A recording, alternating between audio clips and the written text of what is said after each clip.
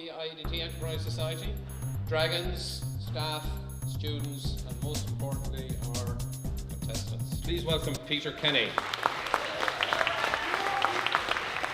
Please welcome Adam and Louis.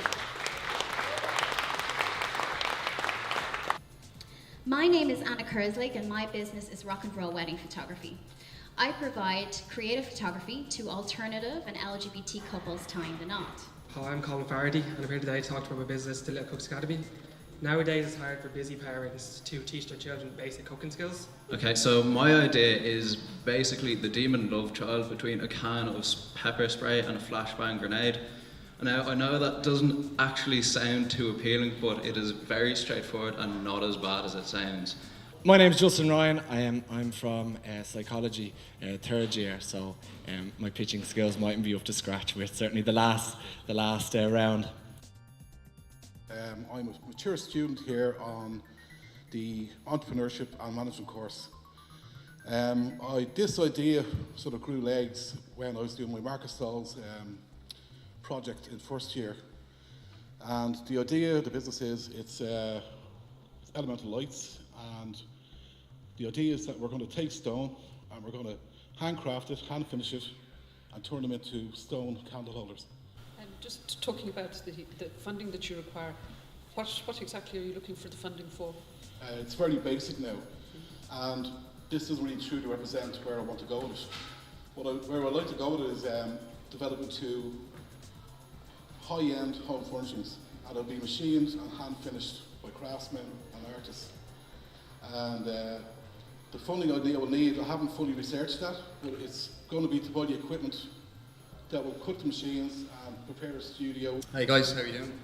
My name is Adam, this is Louis, and our company is called Unipad. Unipad is aiming to tackle an issue facing large brands, and that is in spending too much time trying to figure out how to communicate with the millennial generation, in particular the student demographic. Unipad is an engaging A3 paper placemat that sits on top of trays within college restaurants around Ireland. Fair play, sometimes we all neglect the obvious, and most people when they're trying to target students think purely digital, but this is going very much back to basics in a way. Of the companies that you're dealing with thus far, to what extent are they interested in metrics and measuring the effectiveness of what you have on that mat? Well, the companies that we're currently working with are experiencing obviously the drop in organic reach from social media, ad blockers, etc. Really, what Unipad enables businesses to do is for brand exposure. So again, repetition of branding to the student populace. We're validating our business model. We moved across 16 locations thus far across Dublin, including UCD, DIT, IADT, and a few other colleges as well. There's been extreme interest in it from the caterer companies alone, and we're working with a media buyer to help get our message out there and build relationships with the brands and the advertising agencies that might find this advertising form effective. I set up Rock and Roll Wedding Photography in May of 2015 when I became aware of a gap in the highly saturated traditional wedding photography market. There was a demand for a creative photographer whose core values aligned with community, diversity, and who could cater to the needs of contemporary couples. Rock and Roll Wedding Photography strives to stay current and relevant by providing contemporary, colourful wedding albums and a fashion-inspired style of shooting and editing process. How are you marketing it specifically for the target group that you're hoping to reach? Well, I'm involved in a number of wedding fairs throughout the country, specifically alternative wedding fairs, but I am going to increase that next year by doing the RDS. It's quite expensive, but this year looks set to be good, so I'm going to invest in it. And because most of my competitors out there are traditional photographers, having something that's a little bit different helps my business. Mealtime takes time, effort, extra cleanup, and that. Today's busy parents don't have time to doing that with the kids. But the benefits for the kids is they'd eat healthier. Kids are more likely to eat food that they actually prepare themselves. One-on-one lessons for kids with a trained professional, and during these lessons they get the one-on-one time with a trained professional, which is better than a cooking class with like 500 or 600 kids because they don't get the like time they need with the profession themselves. They also would receive first aid training because it's something that everyone needs to learn.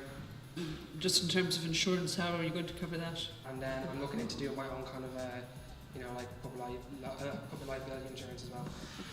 I tested it out on myself a few times, accidentally and intentionally, and I'd recommend that in a self-defense situation, it would come in to no end handy. It would be invaluable. See, you've kind of had a bit of a preview with the event photographers taking pictures around the place already, but that's more or less it. You can't see properly for 5 to 10 seconds. It will wear off permanently in about 10 minutes.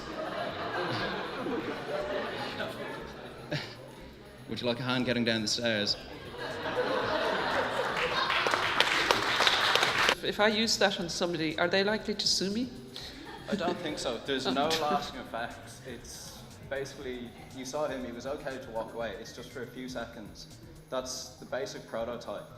Jumped on the idea of creating an interactive design in our group IT project through a mobile application to try and educate the user. What we found that 84% through our research of users like to have something on them, on their like a mobile device to educate them rather than go to the libraries, different things like this. So it's an educational guide, but in terms of a mobile application, taking the library into the student's pocket. Talked a bit about the price of coding and development, etc., but the content here is just as important. Who's going to generate all of the content? Well, at the moment, myself, Lorraine and Ciara are busy, but if this took it to a higher level, then, I mean, starting at a baseline, knowing the psychology degree that I'm in, there's a number of students, for instance, every person in my class has a group IT project and are relevant researchers at this stage. If you get it to the next level, then obviously the finances are there to hire people for research and putting together working applications. But that will be all following the coding scenario or the coding phase. So. Okay.